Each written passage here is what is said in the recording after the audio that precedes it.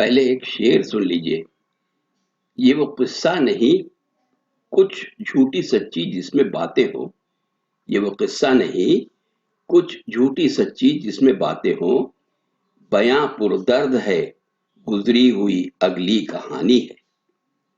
لکھنؤ میں بادشاہت ایک خیال تھا، دماغ میں آیا اور نکل گیا۔ ایک خواب تھا کہ پوری طرح دیکھنے بھی نہ پائے تھے، جو آنکھ کھل گئی اور تعبیر پوچھتے پوچھتے بھول بھی گیا۔ نہیں، ایک طلسم تھا، دم کے دم میں بنا، اور ایسا بنا کہ جس کا ہر کارخانہ سامری کے جادو پر چشمک زن تھا، اور پھر چشم زدن میں مٹا، اور ایسا مٹا کہ کہیں نام و نشان تک باقی نہ رہا۔ خدا جانے وہ کون لوگ تھے، کیا ساز و سامان رکھتے تھے جنہوں نے یہ طلسم بنایا تھا۔ ابھی بادشاہت کو مٹے ہوئے چند برس ہی ہوئے تھے۔ بہترے آدمی اب تک زندہ ہیں جو اپنے چشم دید حالات بیان کرتے اور ستم از بادئے شبانہ ہنوز کی صدا سنا سنا کے روتے رلاتے ہیں۔ تاریخ کی کتابیں بھی کچھ نہ کچھ موجود ہیں جس میں ذکر جوانی اور پیری ہے۔ یاد دلانے والے واقعات تھوڑے بہت قلم بند ہیں، لیکن زمانے کا رنگ ایسی جلدی پلٹا ہے کہ زبانی روایتیں حکایتیں سنتے ہیں تو کوہ قاف اور راجہ اندر کے اکھاڑے کا سما نظروں کے نیچے پھر جاتا ہے، اور تاریخیں پڑھتے ہیں تو ان میں امیر حمزہ، صاحب قرا کی داستان اور افراسیاب جادو کی نیرنگ سازی کا مزہ ملتا ہے۔ عقل حیران ہوتی ہے کہ اتنی جلد یہ کایا پلٹ کیسے ہوئی اور زمین آسمان کیوں بدل گئے۔ دل قبول ہی نہیں کرتا کہ ابھی چند برس پہلے ادھر اسی لکھنؤ میں بادشاہت تھی اور اس کی یہی نکھت زدہ قوم برسر اقتدار حکومت تھی اور گلی گلی کنچن برستا تھا۔ اس زمانے کے فرسودہ حال بڑے بوڑھوں سے پوچھتے ہیں تو وہ ایک آہ سد بھر کے بس اتنا سنا دیتے ہیں کہ وہ گلی کوچے ہی نہیں رہے، چلنے پھرنے والے ہی اڑ گئے۔ زمانے نے نئی بساط بچھائی ہے۔ ہائے اسیر مرحوم کا کیا خوف شعر ہے۔ بڑھ گئی کھدنے سے زیادہ اور شان لکھنؤ، بڑھ گئی کھدنے سے زیادہ اور شان لکھنؤ، لا مکاں ہے ان دنوں ہر ایک مکان لکھنؤ۔ کہتے ہیں جس طرح انسانوں اور جوانوں کی زندگی کے کئی دور ہوتے ہیں، بچپن، شباب، جوانی، کہولت اور شیخوخیت، اسی طرح ملکوں اور سلطنتوں اور قوموں کی بھی عمر ہوا کرتی ہے، اور اس میں بھی ایسے ہی دورے ہوتے ہیں۔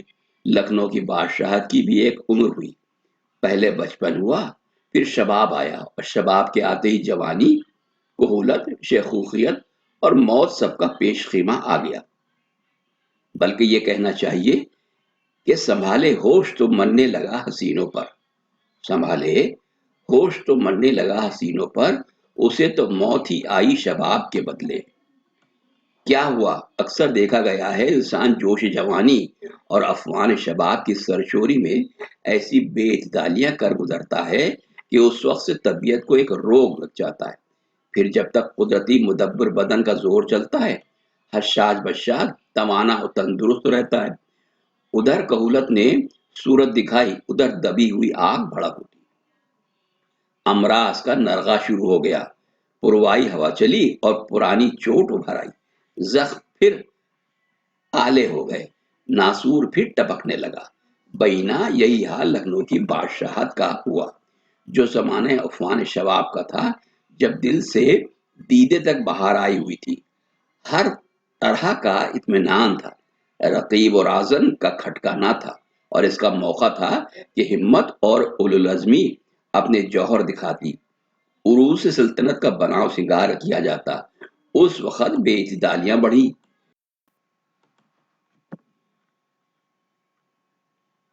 بے خودی اور سہ مستی نے اپنا رنگ جمایا، عیش و جیش کے چرچے زیادہ ہوئے، صحبت کا رنگ بگڑا۔ نتیجہ یہ ہوا کہ شمع حیات نے صبح پیری کا انتظار بھی نہ کیا، سر شام سے ہی جھلملانے لگی۔ بلکہ یوں کہنا چاہیے کہ روح غالب میں جو آئی تو قضا بھی آئی، روح غالب میں جو آئی تو قضا بھی آئی، شمع کے ساتھ ہی محفل میں ہوا بھی آئی۔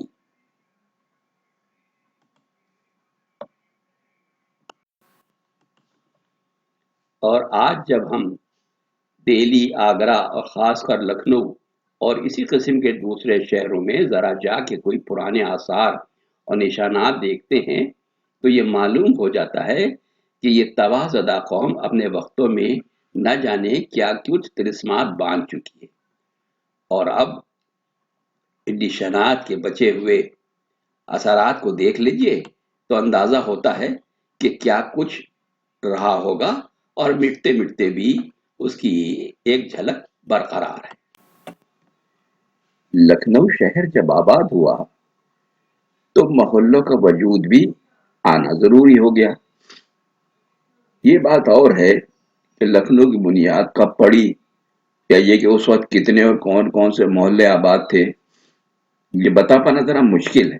اتنا ضرور پتا ہے کہ وہ لکھنؤ جو ترقی کر کے علم و ادب اور مکارم اخلاق کا گہوارہ بنا، اس کی بنیاد اکبر بادشاہ کے عہد میں پڑی تھی۔ اکبر نے 1590 میں جب ملک کو 12 صوبوں میں تقسیم کیا تھا تو صوبہ اور صوبے دار کا مرکز لکھنؤ ہی میں قرار دیا تھا۔ اسی زمانے میں بجنور کے ایک بزرگ شیخ عبد الرحیم کو لکھنؤ میں جاگیر عطا کی گئی اور وہ یہاں کے مقیم ہوئے۔ انہوں نے سب سے پہلے لکشمن ٹیلے پر قیام کیا تھا۔ یہ ٹیلہ شاہ پیر محمد مرحوم کے نام سے نسبت حاصل کر چکا تھا، اس لیے یہ کہنا غلط نہ ہوگا کہ شاہ صاحب مرحوم پہلے سے آ کر مقیم ہو چکے تھے۔ اسی زمانے میں متصل کسی وقت لکھنؤ میں شاہ مینا شاہ مرحوم بھی آئے ہوں گے۔ ان تینوں بزرگوں کی موجودگی سے آبادی خوب بڑھی اور محلے قائم ہونا شروع ہو گئے، لیکن دونوں بزرگان دین کی اقامت اپنے مقام پر ہی رہی اور وہ وہیں پر مدفون ہوئے۔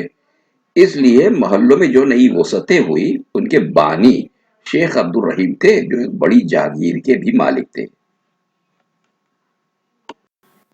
انہوں نے عمارتیں بھی بنوائیں اور محلے بھی آباد کیے۔ جہاں تک ان کی تعمیر کردہ عمارتوں کا معاملہ ہے، ان کے صرف اب نام باقی رہ گئے، مثلا شیخن محلہ، پنچ محلہ، مبارک محلہ وغیرہ وغیرہ۔ شیخ عبد الرحیم کا مقبرہ نادان محل کے نام سے جانا جاتا ہے اور اسی نام کی سڑک پر اب تک واقع ہے۔ مچھی باون کہلاتا تھا، جس کا نام زندہ جاوید ہے۔ یہ قلعہ 26 محرابوں پر مشتمل تھا اور ہر محراب میں 2 مچھلیاں بنی ہوئی تھی، اسی لیے اس کا نام مچھی باون رکھا گیا، جو رفتہ رفتہ بگڑتے بگڑتے مچھی بھاون میں تبدیل ہو گیا۔ یہ قلعہ فرما روایان اودھ نے بڑے اہتمام سے برقرار ہی نہیں رکھا تھا، بلکہ اس میں اضافے بھی کیے تھے، یہاں تک کہ اس کو آصف الدولہ کے نام سے نسبت ہو گئی تھی۔ ایسا بتایا جاتا ہے کہ غدر کی تباہ کاریوں میں یہ قلعہ انگریزوں نے گولہ بارود اسٹور کرنے کے لیے محفوظ کر دیا تھا، لیکن جب اس بات کا اندیشہ انہیں ہوا کہ کہیں ریولیوشنریز یا باغی اس گولہ بارود پہ قبضہ نہ کر لیں تو انہوں نے اس پورے قلعے کو ہی بام لگا کر اڑا دیا اور یہ قلعہ پورے طریقے سے برباد ہو گیا اور اتنا ٹوٹ گیا کہ اس کی صورت ایک اونچے ٹیلے کی سے رہ گئی تھی۔ پھر اسی مقام پر میڈیکل کالج تعمیر ہوا اور ان دونوں جانب بڑی بڑی خوشنما سڑکیں تعمیر ہو گئی۔ میڈیکل کالج کی لائبریری میں اگر ہم جائیں اور دیکھیں تو اس بات کا اندازہ ہوتا ہے کہ وہ محل کس قدر شاندار رہا ہوگا، کیونکہ میڈیکل کالج کی لائبریری کی بلڈنگ کا موجودہ حصہ ابھی بھی اسی محل کا ہی ایک حصہ ہے۔ لکھنؤ میں برہمنوں کی بھی بہت بڑی آبادی موجود تھی اور اکبر بادشاہ نے ان برہمنوں کے ساتھ بڑی رعایتیں کی تھی۔ ان لوگوں نے متعدد محلے قائم کیے اور بسائے، اور ان محلوں کے نام تھے باجپئی ٹولہ، کٹاری ٹولہ، سودھی ٹولہ، اہیری ٹولہ، بنجاری ٹولہ۔ یہ سب محلے چوک کے قریب بسائے گئے تھے اور اب تک انہی ناموں سے آج تک آباد ہے۔ قریب قریب اسی زمانے میں شہزادہ سلیم نے جو باب جہانگیر بادشاہ کے نام سے مشہور ہوئے، मच्छी बावन के मगरब में एक मंडी तामीर कराई थी जो मिर्जा मंडी कहलाती थी। वहां पर एक मोहल्ला इसी नाम से आबाद है। शेख अब्दुल रहीम के साये आतफत में शेखजादों ने लखनऊ को खूब आबाद किया। उसी जमाने में बिलग्राम के काजी महमूद नायब सूबेदार मुकर्रर हुए। उनकी सरकर्दगी में महमूद नगर, मंसूर नगर, फाजिल नगर और शाहगंज के मोहल्ले बसाए गए। मंसूर नगर और शाहगंज के इलाकों के दरमियान अकबर बादशाह के नाम से अकबरी दरवाजा भी तामीर हुआ था, जिसकी बची खुची इमारत अभी भी मौजूद है। ये तमाम मोहल्ले और अकबरी दरवाजा बदस्तूर कायम है, लेकिन बहुत बुरी हालत में है। अकबरी के अहद में उसी बादशाह की इजाजत से घोड़े के एक फ्रांसीसी ताजिर ने लखनऊ में आकर कयाम किया और 4 मकानात अपने लिए बनवाए।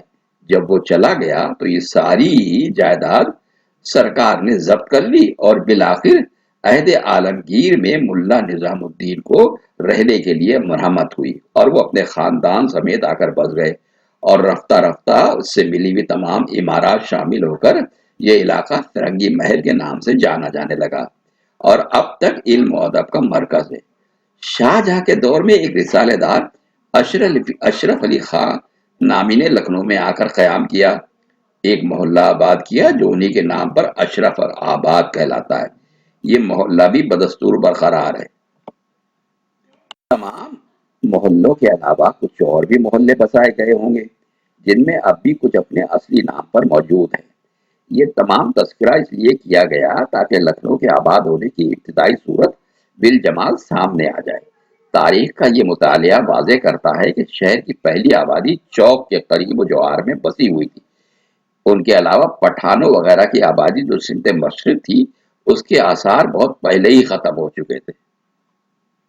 कुरानों का ये भी एक एहसान है कि उन्होंने बसत हजार एहतमाम पुराने मोहल्लों को उनके पुराने नामों समेत बरकरार रखा था, जिसका नतीजा ये हुआ कि जमाना बदल जाने पर भी वो पुराने मोहल्ले अब भी अपनी असली नामों से ही मशहूर है। और में जो हुकूमत सही मानों में पूरी तरह बरसरे इक़्तिदार आई थी, उसका सिलसिला नवाब सादत अली खां बुरहान अल मुल्क से शुरू होकर वाजिद अली शाह पर खत्म हुआ था। ये दौरे हुकूमत या दौरे इक़्तिदार 125 बरस तक कायम रहा था, जिनमें पहले 3 हुक्मरान यानी बुरहानुल मुल्क, सफदरजंग और शुजाउद्दौला फैजाबाद को ही अपना दारुल हुकूमत बनाते थे। उस दौर में मुगल सरदार लखनऊ में फौजी पड़ाव डाला करते थे। उन्हीं में बाज ने मोहल्ले आबाद कर लिए, जिनके नाम सैयद हुसैन खां का कटरा, अबू तुराब खां का कटरा, बीजन बेग का कटरा, मोहम्मद अली खां का कटरा, फिदा यार खां का कटरा और सराय माली खां, ये मोहल्ले भी आज तक बरकरार है और करीब करीब सभी अब तक आबाद है। चौथे फरमारवा नवाब आसिफुद्दौला ने फैजाबाद की सुकूनत को तर्क करके लखनऊ को अपना दारुल हुकूमत बनाया। उनके साथ बहुत बड़ी आबादी इसी शहर में मुंतकिल हो गई और तेजी के साथ मोहल्ले आबाद होते गए, जिनके ज्यादातर वही नाम रखे गए जो फैजाबाद के मोहल्ले के थे।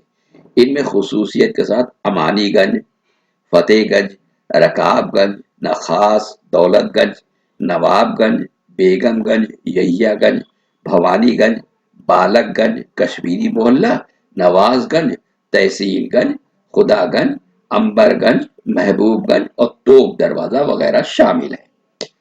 इनके अलावा सल्तनत के वजीर खारजा राजा झाऊलाल ने ख्यालीगंज और झाऊलाल का पुल और मोहल्ला बसाया। वजीर आजम महाराजा टिकैत राय ने टिकैतगंज और टिकैत राय का बाजार बसाया। सूरत सिंह ने अपने नाम से एक अहाता बनवाया। नवाब के खानगी दरोगा ने खानसामा का अहाता आबाद किया। नवाब की वालदा बहू बेगम साहिबा ने अलीगंज की बुनियाद रखी और नगरिया नाम का मोहल्ला बसाया। हसन रजा खान ने मोहल्ला हसनगंज आबाद किया। खुद बादशाह ने अपने साहबजादे वजीर अली खां की रिहाइश के लिए एक महल बनवाया था, जिसकी वजह से एक पूरा मोहल्ला वजीरगंज के नाम से बस गया और करीबी दूसरा मोहल्ला गोलागंज भी मारिज वजूद में आ गया। आसिफुद्दौला के बाद सादत अली खान ने जंगलीगंज, मौलवीगंज, मकबूलगंज, रस्तोगी टोला, डालीगंज اور اپنے نام سے منسوب سعادت گنج کی بنیاد ڈالی اور محلے آباد کیے۔ نیز گولا گنج کو ترقی دی۔ نصیر الدین حیدر نے گنیش گنج اور چاند گنج کے محلے آباد کیے اور حضرت گنج کی بنیاد ڈالی، جس کی تکمیل امجد علی شاہ نے کی۔ اس طرح وہ کام جو آصف الدولہ نے شروع کیا تھا امجد علی شاہ کے دور میں مکمل ہوا۔ واجد علی شاہ کے وقت تک پورا لکھنؤ آباد ہو چکا تھا اور اس کی بہار اپنے شباب تک پہنچ گئی تھی، جو غدر کے بعد زوال پذیر ہونا شروع ہوئی اور ہوتی چلی گئی، اور دھیرے دھیرے وہ ساری روشنی رونق ختم ہو گئی۔ ابھی تک جن محلوں کا ذکر کیا گیا، اس کے علاوہ کچھ ایسے مقامات بھی تھے جو اپنے حلقوں میں رہنے والوں کے پیشوں کے نام سے مشہور ہو گئے تھے، مثلاً پھول والی گلی، بتاشے والی گلی، ڈور والی گلی، پارچے والی گلی، فینس والی گلی وغیرہ وغیرہ۔ یہ محلے اس لیے گلی کہلاتے تھے کہ اس زمانے میں سڑکیں نہیں تھی، اور ان محلوں میں پیشہ وروں کی سکونت بھی تھی اور وہی کاروبار بھی کرتے تھے۔ ہر مخصوص گلی میں اسی گلی کے نام کے پیشہ ور رہا کرتے تھے۔ دوسرے لوگ شاذ و نادر ہی وہاں سکونت اختیار کرتے تھے۔ یہ گلیاں اور ان میں رہنے والے اپنا علیحدہ سماج بنائے ہوئے تھے۔ یہی کیفیت 20ویں صدی کے شروع تک باقی رہی۔ اس کے بعد نام تو رہ گیا، لیکن آبادی کسی مخصوص پیشہ اور طبقے کے اسی کے نام سے منسوب محلے میں باقی نہیں رہی۔ دوسرے لوگ بھی آ کر بس گئے۔ آصف الدولہ کے دور میں ہی آبادی کی نوعیت حلقہ وار علاقوں میں مسلم ہو گئی تھی۔ جو لوگ باہر سے آئے تھے وہ ان محلوں میں آباد ہو گئے تھے۔ پھر بھی چوک کے متصل پرانے ہندو علاقوں اور اشرف آباد کے قریب و جوار میں ہندو آبادی تھی۔ اول الذکر کے محلوں میں زیادہ تر برہمن اور دوسرے علاقوں میں قائس برادری کے لوگ رہتے تھے۔ کشمیری محلے میں کشمیری آباد تھے، باقی محلوں میں ملی جولی آبادی تھی۔ ان تمام محلوں کی جغرافیائی نوعیت واضح کرتی ہے کہ پرانے زمانے میں ساری آبادی ان محلوں اور علاقوں میں آباد تھی جو بعد میں دولت گنج، سعادت گنج اور وزیر گنج وارڈوں میں شامل کر لیے گئے تھے۔ ان وارڈوں کے علاوہ بعض رؤسا اور مائدین کے دور شاہی سے ہی دور دور علاقوں میں ڈیوڑیاں اور محل سرائیں کی تعمیر ہو گئی تھی، لیکن ان مقامات پر کوئی عوام کی بستی نہیں تھی۔ اس زمانے میں ہماری آبادی بہت زیادہ نہیں تھی اور سارے شہر پورے سکون اور آرام کے ساتھ انہی محلوں میں زندگی گزارا کرتے تھے۔ بہت سے محلے جہاں آج گنجان آبادی ہے، اندازاً 70 یا 100 برس قبل غیر آباد تھے، مثلا نشاد گنج، لال باغ وغیرہ، جہاں کوئی آبادی نہیں تھی۔ بارود خانے کا محلہ ایک جنگل تھا جہاں دن کو گزرتے ہوئے بھی ڈر لگتا تھا۔ 20ویں صدی کے شروع میں ہی حالات بدلنا شروع ہو گئے تھے، لیکن یہ بات کہنے میں آتی ہے کہ ہماری پرانی آبادی نے اپنی رہائش گاہ تبدیل کرنے سے ہمیشہ اجتناب کیا تھا۔ چنانچہ آج بھی پرانے محلوں کے پرانے کھڈرات میں زیادہ تر وہی لوگ آباد ہیں جن کے بزرگوں نے دور شاہی میں شروع میں وہاں سکونت اختیار کر لی تھی۔ اپنی جائے اقامت بیشتر انہی لوگوں نے بدلی جو معاشیات یا دوسرے ضروریات زندگی کے تحت تبدیل اقامت یعنی رہائش گاہ تبدیل کرنے پر مجبور ہو گئے تھے۔ تعمیر مکانات میں بھی سارا نظام آج کے مقابلے میں بہت زیادہ مختلف تھا۔ ہر محلے میں کسی نہ کسی رئیس کی ڈیوڑی یا محل سرا، کم سے کم ایک یا دو، بعض میں متعدد ڈیوڑیاں یا محل سرائیں تھیں۔ یہ عمارات بلند بالا، وسیع اور عریض اور بڑے شاہ اور شکوہ کی مالک تھی، لیکن انہی سے متصل مڈل کلاس یا متوسط طبقے والے لوگوں کے چھوٹے چھوٹے مکانات اور غریبوں کی جھونپڑیاں یا چھپر کٹ آباد رہا کرتے تھے۔ ان تمام فرق کے باوجود رہنے والوں کی زندگی میں بلا کسی تکلف و تکلیف کے بسر ہوتی تھی۔ یہ محل نہایت مجلہ اور مصفح، مختلف رنگوں سے مزین، اور ان کی ساری شان و شوکت دل فریب اور جاذب نظر ہوتی تھی۔ ہر گھر پر گھڑی نصب ہونا ضروری تھا۔ اعلیٰ صبح کسی بلندی سے ایسی عمارات کا نظارہ بہت پرلطف ہوتا تھا۔ معلوم ہوتا تھا کہ پورا علاقہ جگمگا اٹھا ہے، لیکن پہلو میں ہی چھوٹا اور میلہ سا مکان یا دکان دے کر کسی کو کوئی تکلیف نہیں ہوتی تھی، اور اسی مثالیں ہر محلے میں ملتی تھی۔ مثال کے طور پر لے لیجئے وزیر گنج میں نواب ज़ैग़म उद-दौला का महल था, जिसका फाटक इतना बुलंद बाला था कि हाथी बआसानी से गुजर जाता था। लेकिन इसी अमलाक के क़ुर्ब जवार में बकसरत छोटे-छोटे मकान और दुकानें थीं। इस अमलाक का रकबा इतना वसी था कि पूरा बुलंद बाग इसी में शामिल था। जहाँ तक याद आ रहा है, इसका फाटक इसी मकाम पर था जहाँ आज इकबाल मंजिल का सदर दरवाज़ा है। इस अमलाक का वो हिस्सा जहाँ ज़ैग़म उद-दौला की सुकूनत थी, मरहूम महाराजा साहब महमूदाबाद ने वर्साए नवाब महरूम से खरीद कर इकबाल मंजिल तामीर कराई थी। इसी तरह जहाँ आज अमीनाबाद और नज़ीराबाद वाक़ है, ये सारी अमलाक अमजद अली शाह के वज़ीर अमीनुद्दौला की मुल्कियत। अमीनुद्दौला की महल सरा अमीनुद्दौला पार्क के जुनूब में वाक़ थी और मौजूदा अमीनाबाद और नज़ीराबाद के इलाके में छोटी-छोटी दुकानें थीं, जिनका नमूना आज भी अमीनाबाद पार्क से मुत्तसिल छोटी-छोटी मेवा फरोशों की दुकानों की शक्ल में मौजूद है। इन दोनों इलाकों में यानी वज़ीरगंज और अमीनाबाद के पुराने मोहल्ले, पुराने इमारात को धीरे-धीरे गिराकर नई तामीर शुरू की गई और अब पुराने ज़माने की इमारतों के एक आध दीवार या कोई खंडर या लकीरों की कोई दर कहीं इधर या उधर दिखाई पड़ जाता है, वरना तो अब पूरे सिरे से नई तामीरात हो चुकी।